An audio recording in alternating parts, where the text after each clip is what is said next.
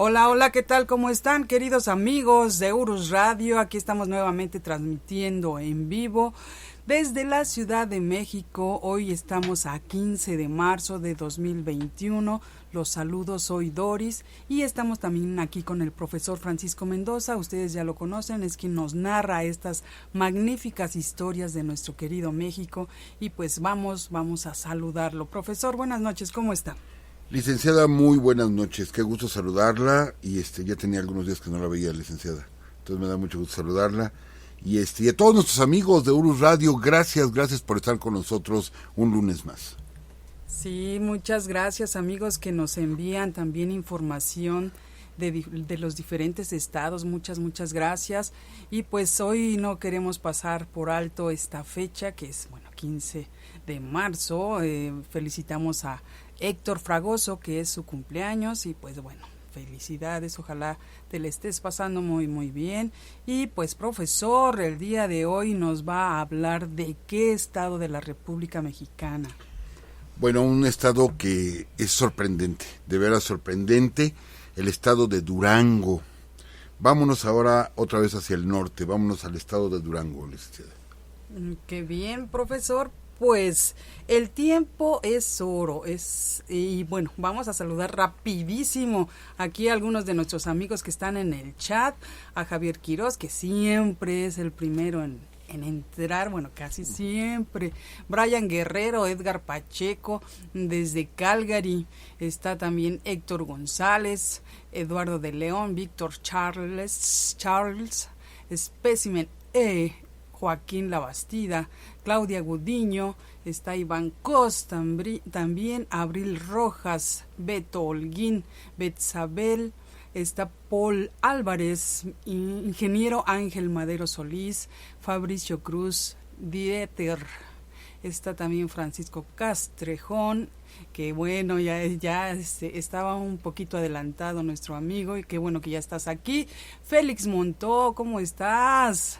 A veces te extrañamos también por acá. Y bueno, profesor, empecemos. Bueno, veo que nos llega un saludo de Jesús Armando Rivas, dice saludos desde Durango. Esperaba con ansias este programa, pues ya estamos aquí, estamos en Durango. Hay varios de Durango, varios amigos de Durango que nos están escuchando, profesor. Está Julio Castillo, está también Martín Lara, Mariana Alanís, Eddie Mann, Exi Zombie, está también Ever Mejorado, de Santiago Papasquiaro, está también Juan de Dios, es su hermano, que él está ahorita en San Francisco, California, y dice Ever que es tierra de los revueltas, también está por acá, nos están escuchando también de Ciudad Juárez, Pilar, Vanessa Hernández, Alejandro Arellano, Gabriela Luna, y pues de Colima también, José Arturo, está también donde está Jesús Hernández López, y pues profesor, ahora sí, hay muchos amigos que nos están escuchando en Durango, qué bueno, nos da muchísimo gusto, de verdad. Un abrazo para todos ustedes, amigos. Yo aprovecho para enviar 3 saludos rapidísimo a Juan de Dios, a la profesora Alejandra Torres y a Saraí, amigos que tenemos allá en Durango que nos han dado la bienvenida las veces que hemos tenido la oportunidad de estar por allá. Un abrazo para ustedes. La profesora Alejandra me dice, estoy esperando mi estado. Bueno, Alejandra, aquí estamos. Entonces, pues comencemos. Adelante, profesor. Y no podemos evitar, yo lo tengo que comentar así. Muchas veces la licenciada me dice, ¿qué música quiere de fondo, profesor? Y yo me voy casi en automático, Silvestre Revueltas. Sí, casi en automático. Yo creo que, ¿qué será, licenciada? El 50-60% de los programas de Urus, la música de fondo es música de Silvestre Revueltas, duranguense, y del que vamos a platicar el día de hoy. Entonces hoy no puede ser la excepción, licenciada. Claro. Fondo musical del gran violinista, compositor mexicano Silvestre Revueltas. Durango, nuestro querido estado de Durango, licenciada, en el norte del país, ¿sí? Es el 4º estado en extensión territorial. No es un estado muy poblado, pero es muy grande el estado de Durango. Y hay algo tradicional. Yo sí, ya lo viví, ya estuve allá. hay un mercado en el centro de la ciudad, que es el mercado Gómez Palacio. Entonces nuestros amigos de allá amablemente nos invitaron al mercado. Yo lo voy a confesar, amigos, porque yo sé que vamos a tener la oportunidad de conocernos con varios de ustedes. Sí les pido, por favor, nunca me pongan frente a un arácnido, lo confieso, soy psicólogo, pero entiendo bien lo que es una fobia y yo tengo aracnofobia. Sí, realmente tengo aracnofobia. Entonces, el haber estado en el mercado, ahí en Durango, en la capital, y de pronto ver los terrarios, porque ahí se les llama terrarios, o el alacranario, pero no son 2, no son 5, son cientos de alacranes que los tienen en exhibición. Perdón si les doy de pronto un aire de terror, es que a mí me causa terror, les digo, tengo aracnofobia, pero de todos modos se acerca uno y curosea, ahí los animales los tienen vivos, los utilizan mucho para las artesanías. Un rasgo característico de los alacranes es que son luminiscentes. Esto es, que brillan con la luz violeta. De hecho, es lo que utilizan para atrapar a los alacranes, porque es un animal nocturno, entonces sale, y es como los atrapan, con luz violeta. Los pueden ver, pero mientras más brilla el alacrán, más cargado está de veneno. Entonces, sinceramente, yo no me pienso jamás con una lámpara ultravioleta buscando alacranes. Nunca voy a hacer eso. Pero bueno, es un rasgo característico del estado de Durango. Y hay muchas historias alrededor de los alacranes de Durango. Muchas historias. Y les repito, es un rasgo característico. E inclusive, ya se puede, o sea, hay alimentos, hay paletas, hay dulces con alacrán. Y se guisan, ¿sí? Hay una preparación especial para guisarlo, los preparan en brochetas, los preparan, o sea, diferentes alimentos, o diferentes modalidades, con el alacrán. Les digo, yo no me atrevería, mis respetos para todos ustedes. No quiero decir que sea parte de la dieta, no. Es, digamos, una parte un poquito extravagante. Exótica, ¿no? Es la palabra correcta, exótica, de poder comer alacrán. Pero bueno, no podíamos evitar mencionarlos. Estamos hablando precisamente del estado de Durango, que originalmente lleva el nombre de, se formó como la Nueva Vizcaya, ¿sí? La Nueva Vizcaya en el año de 1562, cuando llegan los primeros españoles, y el 8 de julio de 1583 es cuando se funda la ciudad de Durango. Durango es un nombre vizcaíno, o sea, de Vizcaya, ¿sí? Que significa, la traducción al español sería más allá del agua. Es lo que significa el nombre de Durango. Y les digo, es parte del lenguaje vizcaíno.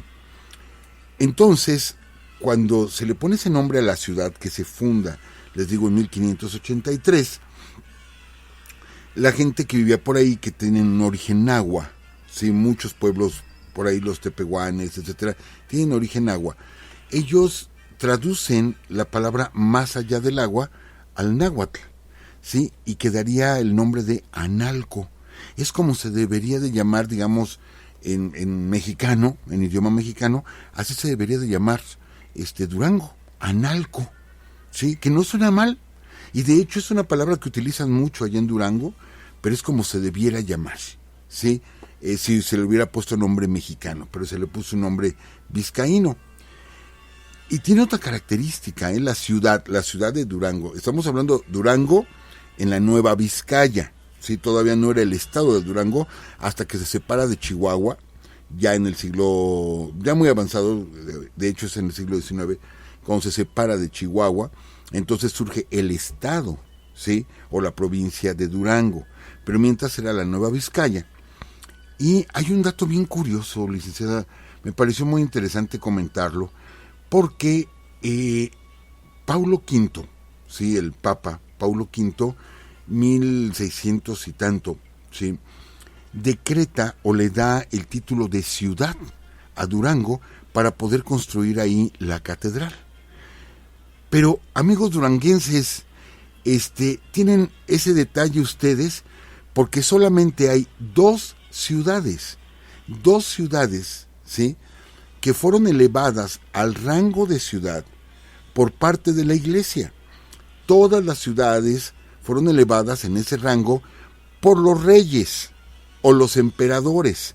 Les daban el título de ciudad a cierta población cuando cumplían ciertos requisitos, y eran los que les daban su título nobiliario, su escudo de armas, bueno, qué sé yo, pero eran siempre los reyes o emperadores. Solamente hay dos ciudades, Arequipa en Perú y Durango en México. Durango fue elevada a ciudad por el Papa Paulo V. Son cosas muy extrañas, muy raras, porque no es lo usual. Les digo, solamente hay dos casos en la historia, y uno es precisamente de la ciudad de Durango. Acuérdense, estamos hablando de la ciudad y del estado de Durango. Amigos, durante la independencia, lo único que sucede cuando se da el levantamiento de independencia en México, ya para terminar la colonia, es que alguien pegó en la puerta de catedral un papel donde invitaba a la rebelión, y no pasó nada. Durango en sí no participa en la lucha de independencia, sino hasta el final de esta lucha, cuando las tropas de Pedro Celestino Negrete sitian la ciudad de Durango, ¿sí?, del 6 de agosto al 6 de septiembre de 1821, donde las últimas fuerzas virreinales salen de la ciudad, la entregan, pues, o la dejan libre, y el día 9 de septiembre se jura la independencia de México. Fíjense, también, igual que nuestros amigos yucatecos, en Durango juraron la independencia antes que en la Ciudad de México. Antes de que entrara el ejército trigarante, Durango ya había decretado la independencia. Por lo que vemos que sí había simpatías por la independencia. Quizá no hubo líderes, porque el único hecho trascendental es que después de lo sucedido en Acatita de Baján, cuando capturan a las cabezas insurgentes, algunos de ellos, bueno, sabemos que varios fueron a Chihuahua, otros en Monclova, y varios de ellos fueron llevados al estado de Durango, a la ciudad de Durango. Ahí son condenados a muerte, son juzgados a muerte y condenados. Y cuando ya van a proceder al fusilamiento, estamos hablando de 1811, el obispo de la ciudad se opone y le envía un mensaje al regidor de la ciudad, donde le dice: mientras yo viva, esta gente no la vas a fusilar, ¿sí? Y acuérdense que tenía mucha autoridad el clero, y es algo raro porque normalmente es el alto clero quien se opuso a la independencia, pero en este caso el obispo de ahí de Durango es el que dice: mientras yo esté vivo, estas personas no les haces nada. Pues que se lo cumplen, porque se murió el año siguiente. Se muere en 1812, nada más les duró el gusto un año. Y este cuate dijo: pues el obispo ya murió y dijo que no los matara mientras él viviera, y como ya se murió, pues me los ajusticio. Y efectivamente los fusila a Mariano Valleza, a Ignacio Hidalgo, que era pariente de Miguel Hidalgo, a Fray Bernardino Conde, varios sacerdotes que estaban apoyando el movimiento de Hidalgo, que estaban prisioneros. Entonces ya pasan a fusilarlos en 1812, un año después. Porque bueno, qué buen detalle del obispo, pero se le ocurre morirse el señor un año después, y pues ya ni modo, se los cumplió. Entonces, son los hechos importantes de la lucha de independencia en el estado de Durango. Pero bueno, digamos dentro del territorio de Durango, ¿por qué? ¿Por qué hacemos esta mención, licenciada? Porque el estado de Durango nos va a dar a un personaje fundamental en nuestra lucha por la independencia. Fundamental, sí. Estamos hablando precisamente de don Guadalupe Victoria. Guadalupe Victoria, que muy joven, bueno, él viene aquí a la Ciudad de México. Me acuerdo pues todo lo que platicamos de Guadalupe Victoria en la serie de la Independencia de México.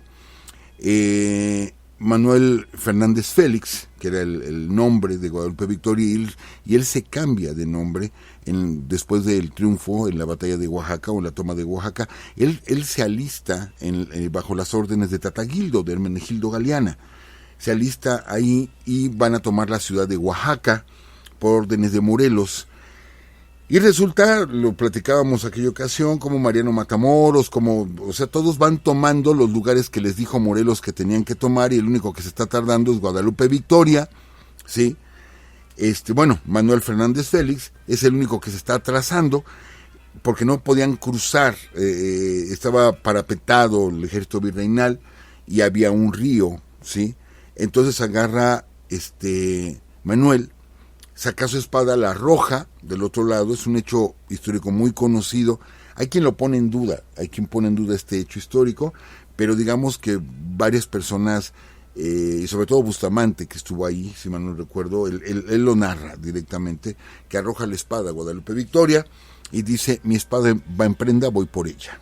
Y cruza el río, recoge la espada, pero esto motiva a las tropas insurgentes y se lanzan al ataque. Es, digamos, el último reducto español ahí en la ciudad, y lo toma Guadalupe Victoria, pero quedó consignado, ¿sí?, para siempre esta frase: mi espada va en prenda, voy por ella.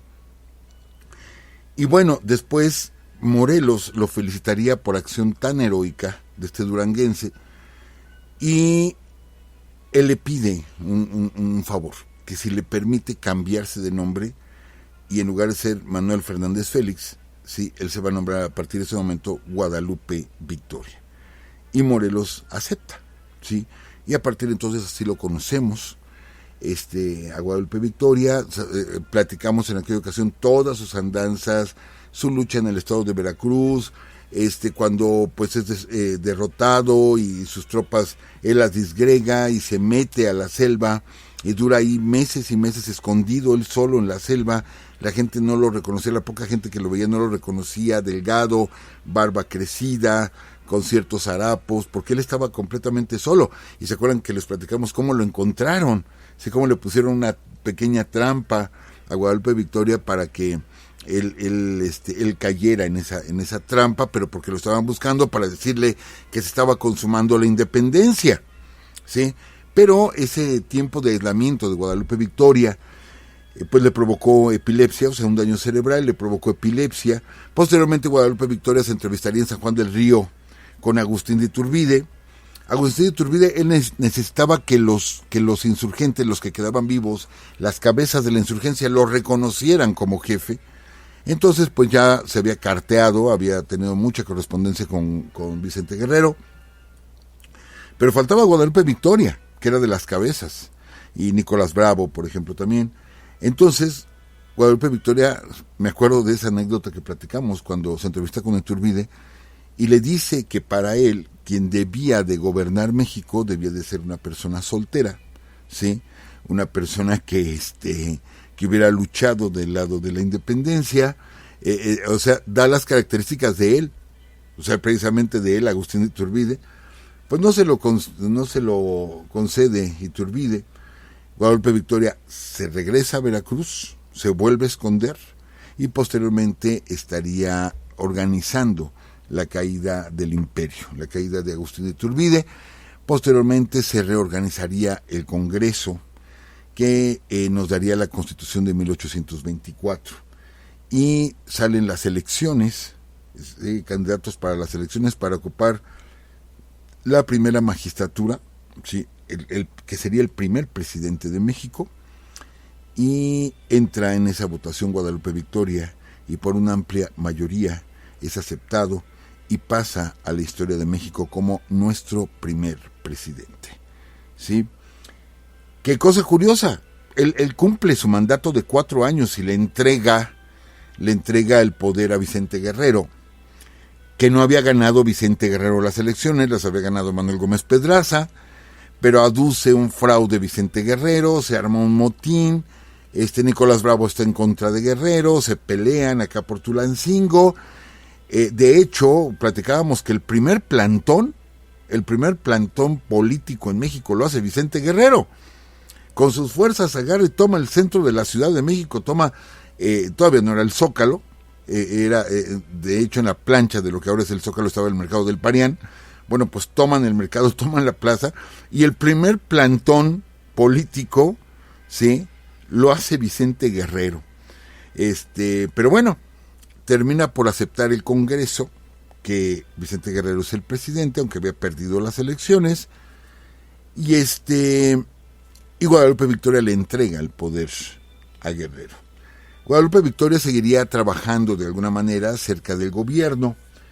Se casa posteriormente, se enferma, y hemos platicado aquí esta anécdota que también está consignada por varios historiadores, donde se comenta que a su muerte, él estaba muy enfermo, y Antonio López de Santana le dice que cambie de clima y lo envía, cargando los gastos Santana, lo envía a la fortaleza de Perote en Veracruz, donde moriría Guadalupe Victoria, y él pediría que su cuerpo fuera llevado a diferentes lugares, ¿sí?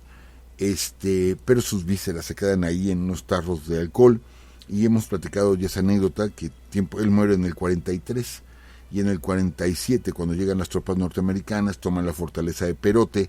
Varios soldados norteamericanos no saben lo que tienen esos frascos, pero lo huele alcohol, y lo que querían era emborracharse, y los señores se emborrachan y se muere todo un batallón, ¿sí?, a raíz del alcohol que tenía las vísceras de Guadalupe Victoria, y que estaba descompuesto ese alcohol.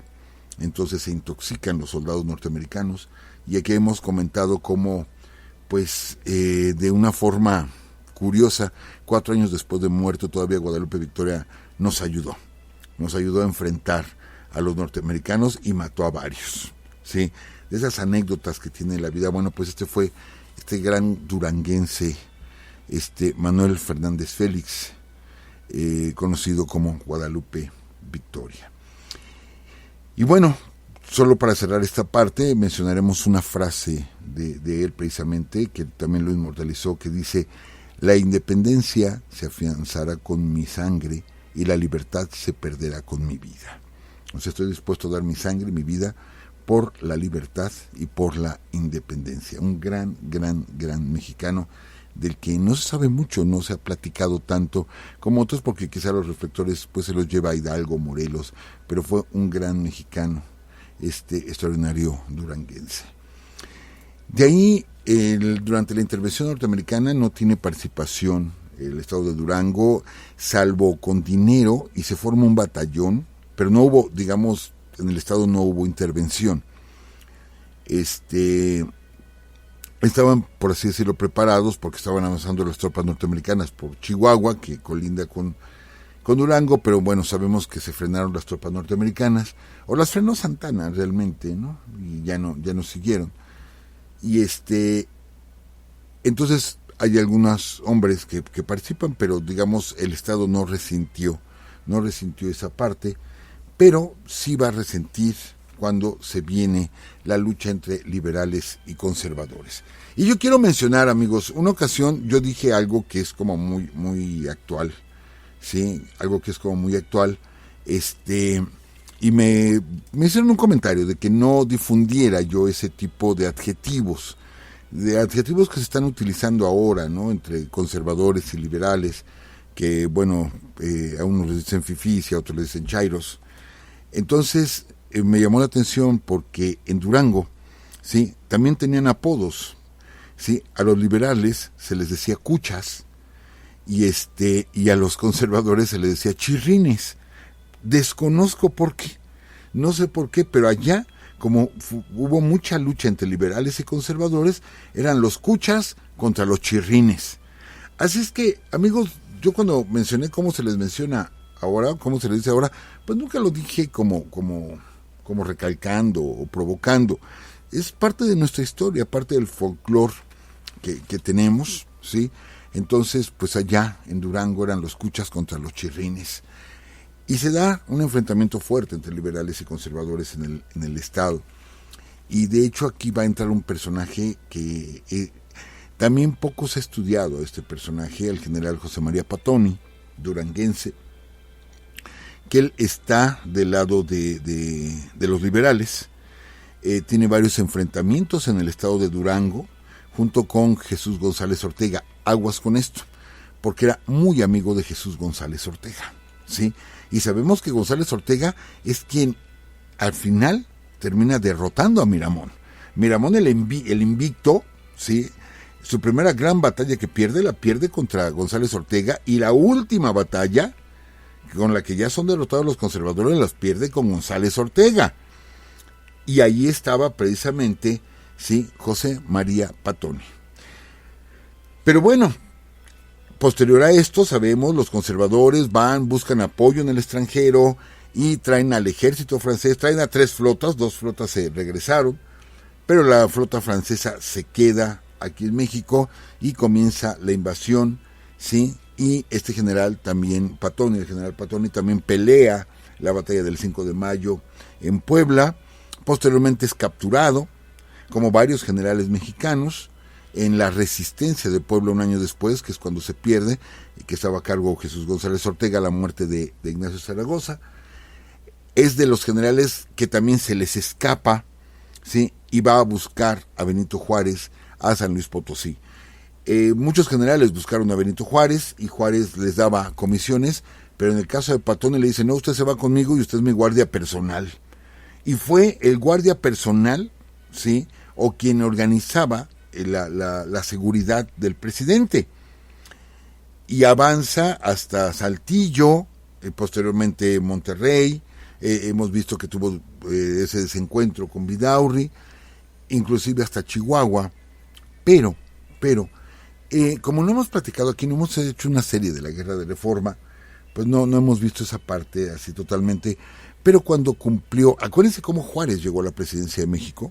Juárez llegó siendo presidente del Supremo Tribunal de Justicia, ¿sí? Cuando renuncia como Monfort, la Constitución decía que era quien tenía que tomar el poder, porque era una Constitución, la del 57, una Constitución liberal. Ajá. Los conservadores decían, no, debe de haber un vicepresidente. La Constitución liberal del 57 decía que no, que era el presidente de la Suprema Corte de Justicia.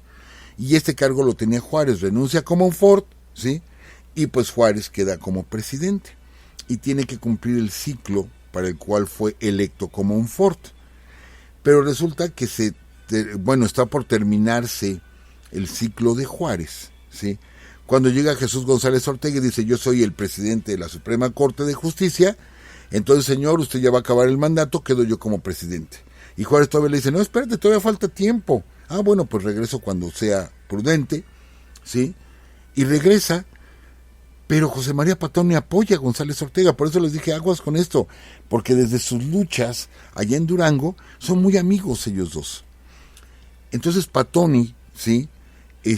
Apoya a González Ortega para que le quite el poder a Benito Juárez. Y Benito Juárez y la gente de Juárez se va contra ellos y ellos tienen que salir a los Estados Unidos huyendo, ¿sí? Se exilian allá. Posteriormente, cuando termina la intervención francesa, se les permite regresar a México, pero llegando a México son hechos prisioneros y los meten a la cárcel en Zacatecas. Pero nada más duran unos meses ahí en la cárcel, los dejan salir y José María Patoni, de Zacatecas regresa a su natal Durango. Llega en la noche, pasa ¿cómo le diríamos? Un lugar para beber algo, para comer algo, antes de llegar a su casa. Él ya había avisado que ya iba a regresar a su casa, ya había acabado, les digo, la intervención francesa, estamos hablando de 1868, y de pronto, el general Bernardo Canto, ¿sí?, llega con un grupo de soldados, lo saca de ese lugar donde él estaba comiendo, estaba cenando. ¿Y qué pasó? Bueno, pues lo supimos hasta el otro día, cuando encuentran en la calle tirado el cuerpo del general Patoni, balaceado y con varios balazos en la cara. De hecho, lo desfiguraron y ahí lo dejaron tirado.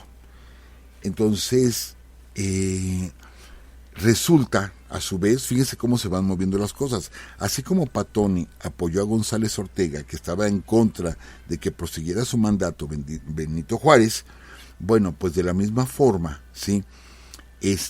Benigno Canto, el general que que asesina al general Patoni, era muy amigo del general Ramón Corona. Y Ramón Corona, bueno, era uno de los principales generales.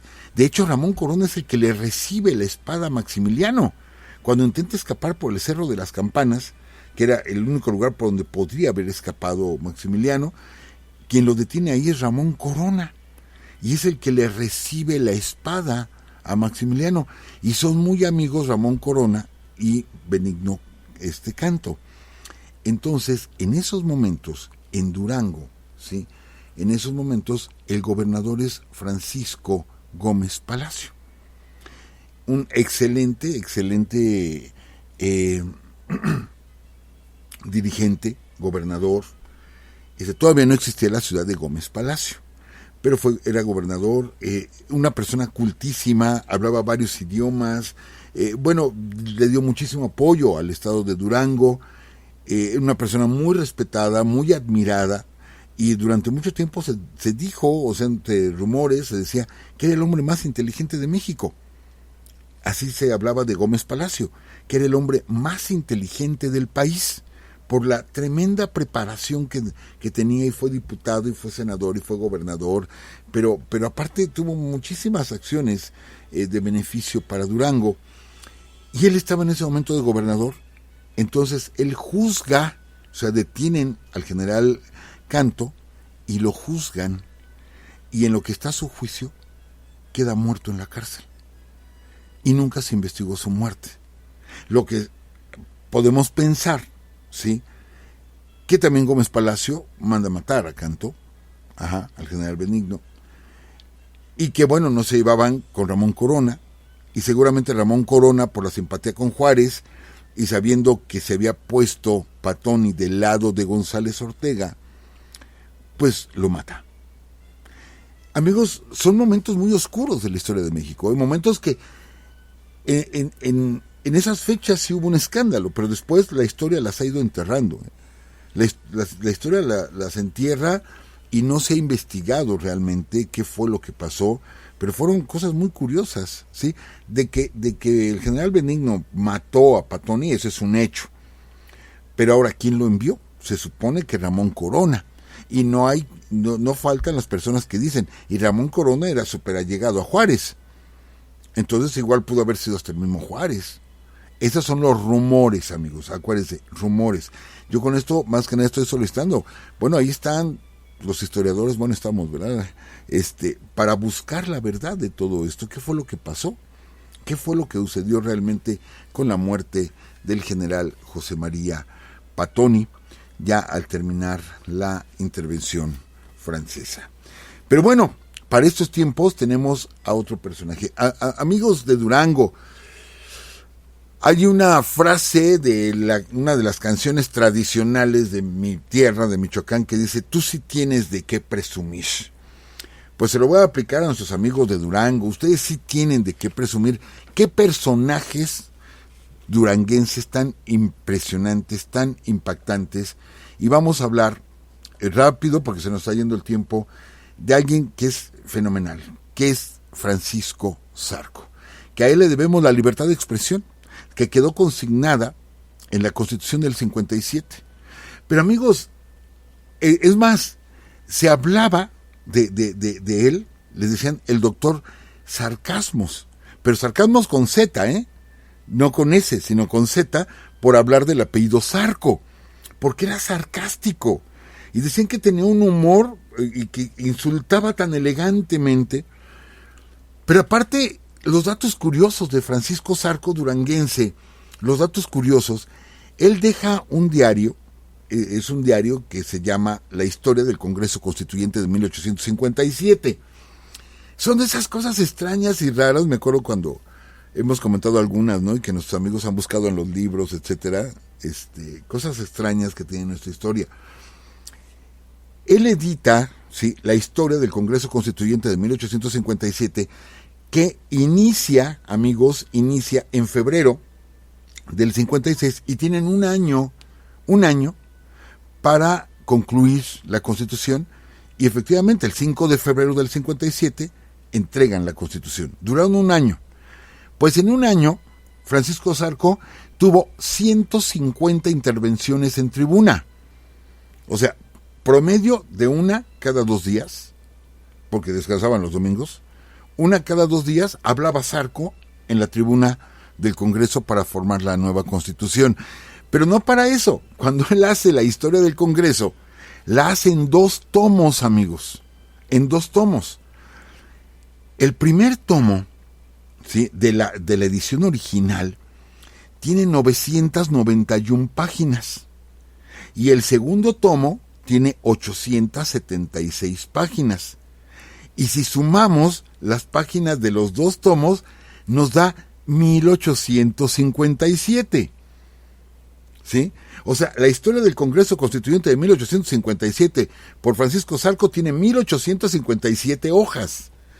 O sea, esto no es al azar, o sea, esto no fue coincidencia, lo hizo Zarco. Fíjense qué manejo tenía Zarco y toma 150 intervenciones en la tribuna. Zarco era, lo digo obviamente con todo respeto y admiración, Zarco era un loco apasionado por la prensa, por la libertad de expresión, aficionado mucho a la caricatura política. Eso tenemos que mencionar. ¿De qué servía escribir en un libro si la gente era analfabeta? Entonces es donde tiene un auge grandísimo los caricaturistas, porque la gente entonces se está guiando por la caricatura. Sí, yo no puedo leer, pero sí veo a esos monitos que están ahí todos raros y chistosos, y empiezo a trabajar con ese sarcasmo, ¿sí? Entonces edita varios periódicos Zarco. Si había un ideólogo en esa parte de este movimiento liberal de 1857 que nos llevaría a la guerra de reforma y después a la intervención francesa, era Zarco. Era Francisco Zarco. Le da un carisma, le da una personalidad, ¿sí? Desde la prensa a todo el movimiento liberal de 1857. Entonces, les repito, era en ese tiempo es algo que hay que notar. ¿Cuántos periodistas había ahí, escritores? ¿Sí? No eran políticos o gente dedicada a la política. Pues estaba Manuel Painó, estaba Guillermo Prieto, estaba Melchor Ocampo, estaba Zarco, estaba Riva Palacio, el nigromante Ignacio Ramírez, pura gente dedicada a las letras, puros escritores, periodistas, son los que redactan la Constitución del 57. Es la gente liberal.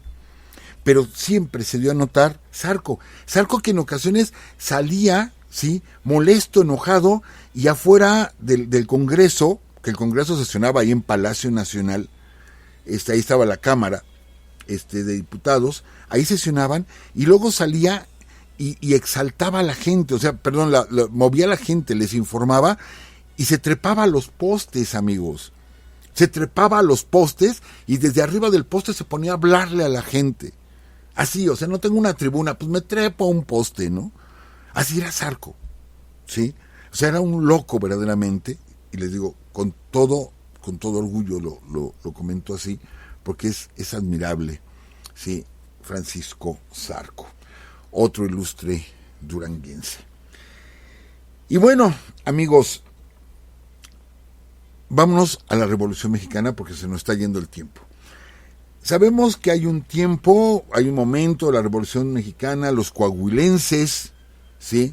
Madero, Venustiano Carranza, y sabemos que después llegarían los sonorenses, y estamos hablando ahí de Adolfo de la Huerta, de Álvaro Obregón, de Plutarco Elías Calles. Pues, ¿qué creen? Que tiene su tiempo los duranguenses. Imagínense, amigos, Revolución Mexicana, ¿sí?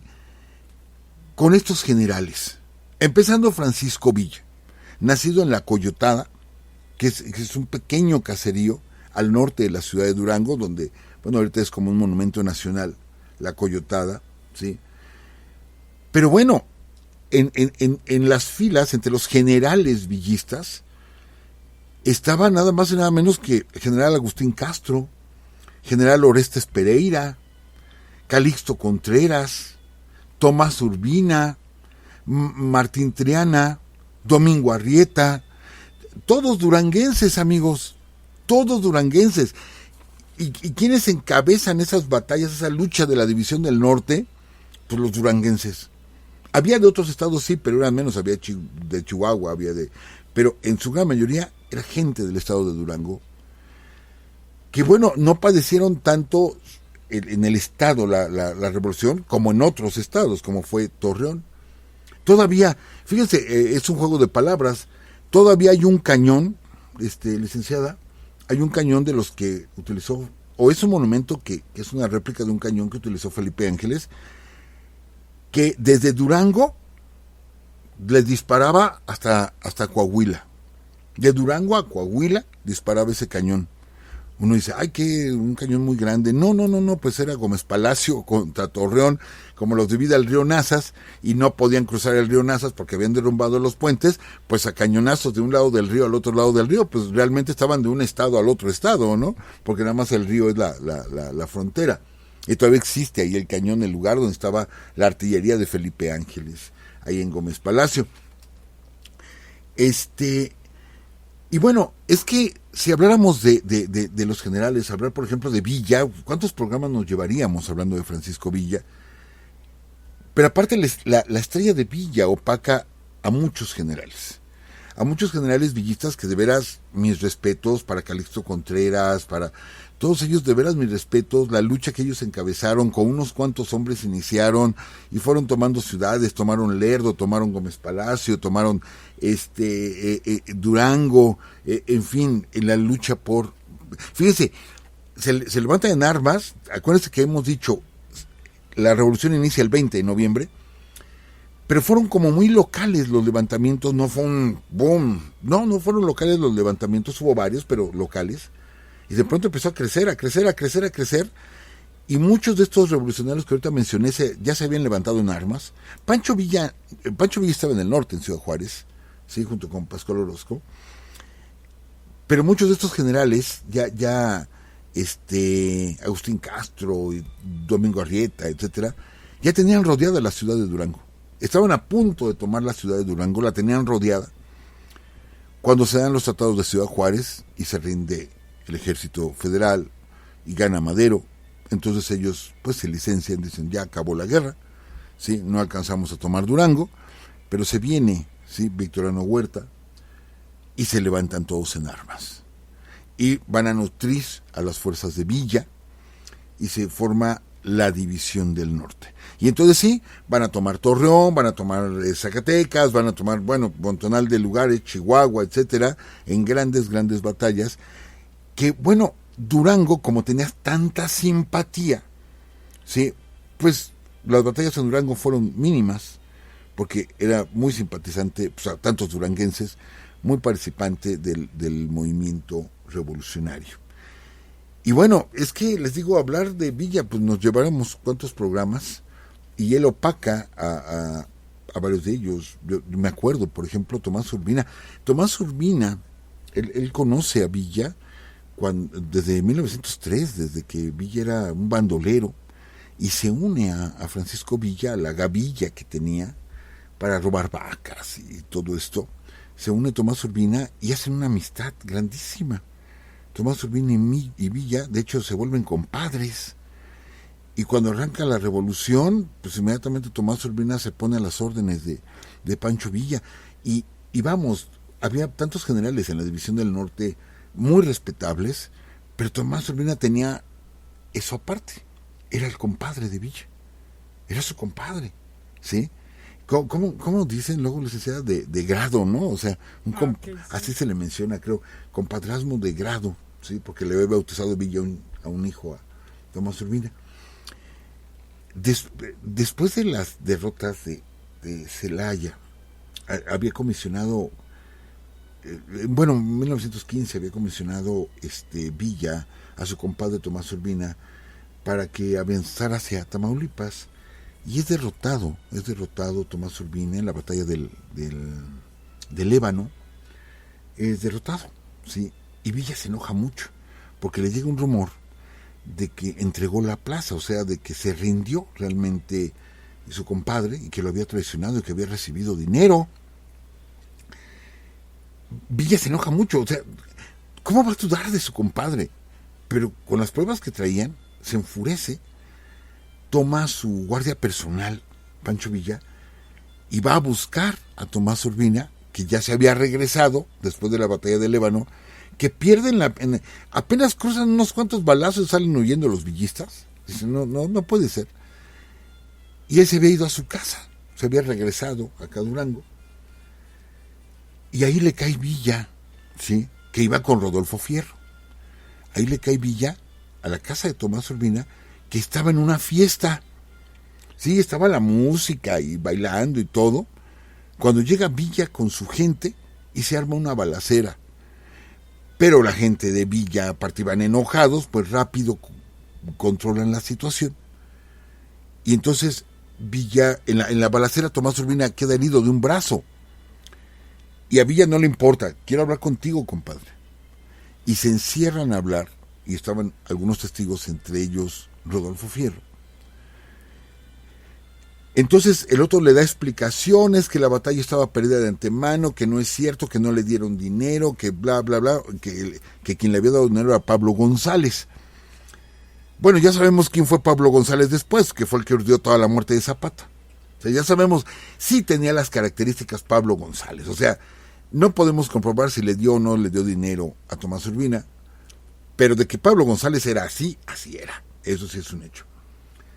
¿Se acuerdan de que los platicamos que él recibió muchos de los bienes que robó la banda del Automóvil Gris? ¿Se acuerdan que los platicamos eso? Y que él tenía como amante a Mimi Derba, ¿sí? Actriz que trabajó con Pedro Infante. Y luego Mimi Derba llegaba con las joyas que había robado la banda del Automóvil Gris. Me acuerdo cuando lo dijimos aquí en el programa, estuvo impresionante ese dato. Bueno, pues Pablo González sí le creemos esa parte, que por lo menos sí le pudo haber ofrecido dinero.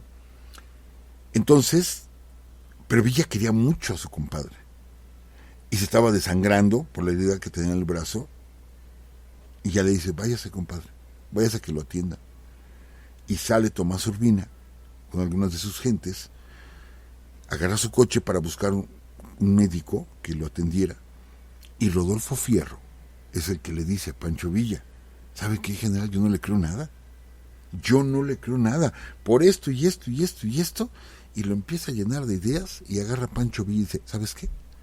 Es tuyo. Ay, no se lo hubieran dicho a Rodolfo Fierro, que se va detrás de ellos, ¿sí? Y que alcanza el vehículo. Detienen el vehículo y lo baja a Tomás Urbina, ¿sí? Lo baja. Y Tomás Urbina sabe que viene Fierro. O sea, entonces intenta convencer a Fierro de que no lo mate, de que él decía la verdad, y simplemente agarra a Fierro, saca la pistola, se lo pone en la cabeza y lo mata, ¿sí? Y tira el cuerpo. Así murió Tomás Urbina, compadre de Pancho Villa, o sea, otro duranguense, ¿no? Entonces les digo, hay muchas partes. Podríamos aquí durar horas y horas hablando de la Revolución Mexicana, pero nos está faltando tiempo, licenciada. A ver, ya mencioné a varios generales muy importantes de la Revolución. Amigos, me tengo que brincar, licenciada, porque es que hay tanta historia en Durango que no voy a poder platicar todo. Vámonos a la época del cine, amigos. La época del cine. Durango, aparte de los alacranes, una característica son los sets cinematográficos. Ahí en Durango estuvo Clark Gable, estuvo Charlton Heston, Anthony Quinn, Charles Bronson, Rod Hudson, John Wayne, que ahí filmó varias películas, y que John Wayne, cuando iba a Durango, le llevaba regalos a las escuelas, y querían mucho a John Wayne, ¿sí? Ringo Starr, el ex-Beatle, ahí grabó la del Cavernícola y todo esto. Famoso por sus paisajes, es bellísimo el estado de Durango, sus cascadas, etcétera, son bellísimas. ¿Y cuántas películas no se filmaron ahí? Y bueno, nos entrega Durango a una de las grandes estrellas del cine mexicano, que es Dolores del Río, ¿sí? Que realmente se llamaba Dolores Asunción López Negrete, pero ella, su nombre artístico fue Dolores del Río, la primera en triunfar en Hollywood, y con todo el respeto, ¿sí? Dolores del Río. Y bueno, ¿qué podemos decir de la señora? Yo me acuerdo de una anécdota, se las platico, licenciada, así bien rápido. Claro, profesor. Me acuerdo de una anécdota, ellos grababan, hacían un equipo, Pedro Armendáriz, el Indio Fernández, Gabriel Figueroa, un extraordinario fotógrafo. O sea, lo que es la fotografía en el cine, pues, cómo captaba las imágenes, es impresionante, Gabriel Figueroa. Y luego salían de los estudios Churubusco, estaban filmando algo, y les gustaba mucho ir a cenar a un café de chinos, que bueno, eran característicos en el centro de la ciudad, los cafés de chinos, la lechita caliente, el pan chino, etcétera. Entonces no tenían mucho dinero, sí, y están los cuatro, Pedro Armendáriz, el Indio Fernández, Dolores del Río y Gabriel Figueroa. Y están platicando y de pronto dice Dolores del Río, ¿saben qué? Mi sueño es un día tener un abrigo de mink. ¿Sí? Ah, pues está bien, o sea, pues estaban empezando, o sea, ya habían hecho cosas, pero todavía no tenían tanto dinero, pues. Y de pronto el Indio Fernández agarra una servilleta, saca su pluma y se pone a escribir.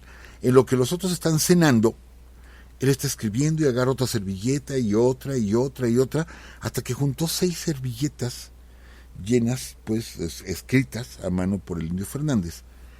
Las enrolla, las 6 servilletas, y se las entrega a Dolores del Río. Y les dice, toma, aquí está tu abrigo de mink. ¿Sí? ¿Qué escribió el Indio Fernández ahí? El guión de María Candelaria. Ahí se le ocurrió la idea y empezó a escribir la historia de María Candelaria. Por eso le dijo, toma, aquí está tu abrigo de mink. Y efectivamente, recuerden ustedes la película de María Candelaria.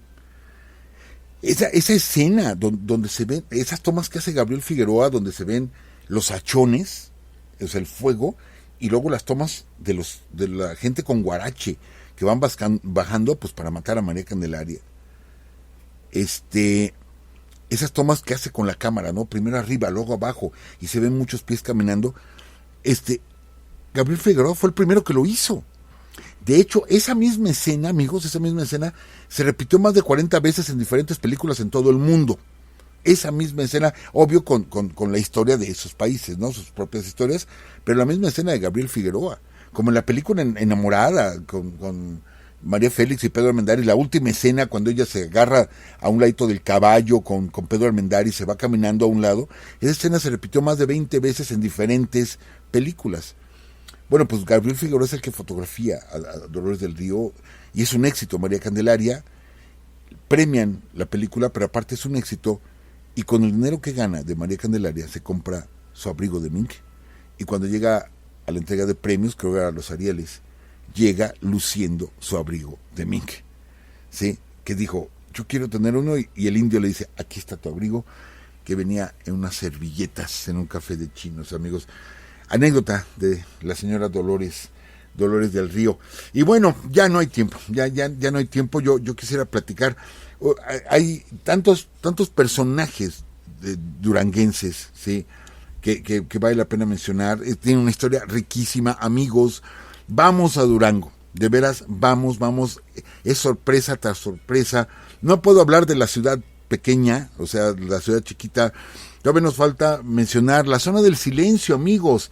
La zona del silencio, cuando cae un satélite norteamericano en 1970 con material radioactivo que cae en Mapimí. El centro de Mapimí es la zona del silencio, y se empiezan a crear historias de que pasan cosas raras, ¿sí?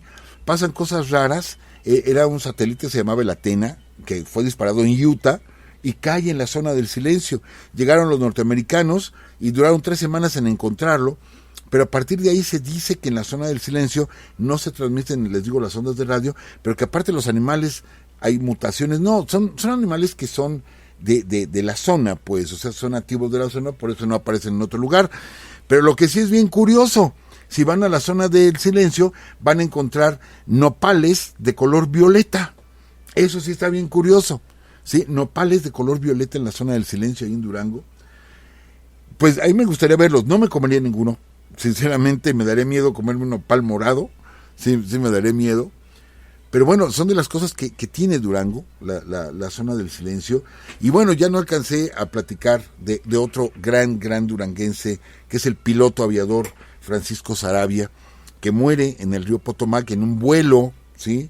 En junio del 39, un vuelo desde los Estados Unidos a México, y cae su avión al río Potomac, pero él acababa de romper récords de velocidad, y él abre varias rutas aéreas comerciales. Un gran piloto. Él se hizo de su propio avión, el Conquistador del Cielo, que está en Ciudad Lerdo, ¿sí? Solamente hay 2 de esos aviones, nada más sobreviven 2. Uno está en un museo en Inglaterra, y el que está en México, que perteneció a Francisco Saravia, al piloto, y que, bueno, cuando se recuperaron los restos fue a dar a Yucatán, y en Yucatán se guardó, y ya se recuperaron, y ahorita es un museo, y ahí está ese avión, que les digo, nada más quedan 2 en el mundo. y ahí es donde muere nuestro gran piloto Francisco Saravia, otro gran duranguense. Y bueno, pues ya no alcanzamos a platicar más, licenciada. Y para la próxima semana, imagínense lo que nos espera, el estado de Guanajuato.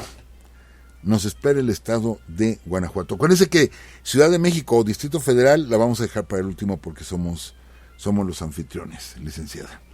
Y ya no alcanzamos a hablar de Silvestre Revueltas.